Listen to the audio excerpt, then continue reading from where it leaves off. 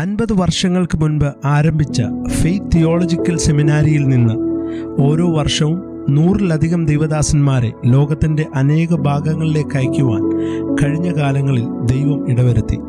ഇതിനുവേണ്ടി ദൈവം ഉപയോഗിച്ചത് കോശിച്ചായനെന്നും കോശി അപ്പച്ചനെന്നൊക്കെ വിളിക്കുന്ന റെവറൻ ഡോക്ടർ TG കോശി സാറിനെയാണ്. പ്രിയ അച്ചായനെ ഓർത്ത് ദൈവത്തെ സ്തുതിക്കുന്നു. മണക്കാല എന്ന സ്ഥലത്തെ ഓർക്കുമ്പോൾ പലപ്പോഴും ദൈവത്തെ മഹത്വപ്പെടുത്താറുണ്ട്. കാരണം TG കോശി എന്ന് പറയുന്ന ദൈവദാസൻ വിശ്വസ്തയോടെ ആ ഗ്രാമത്തിൽ കർത്താവിൻ്റെ വേല ചെയ്തപ്പോൾ ആ നാടിന് അതിൻ്റെ വിലയും അനുഗ്രഹവും ലഭിച്ചു.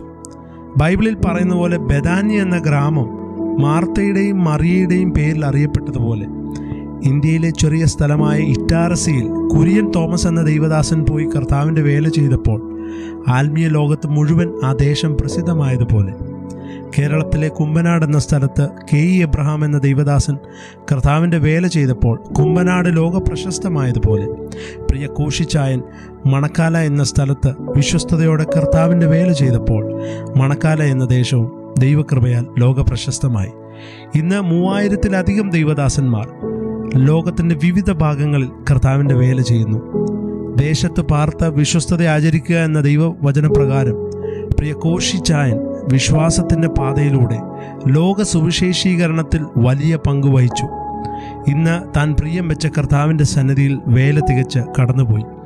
പ്രിയ കോശിച്ചായനെ പ്രത്യാശയുടെ പൊൻപുലരിയിൽ വീണ്ടും കാണാമെന്ന പ്രത്യാശയോടെ ഞങ്ങളുടെ പ്രത്യാശയും അനുശോചനവും അറിയിക്കുന്നു.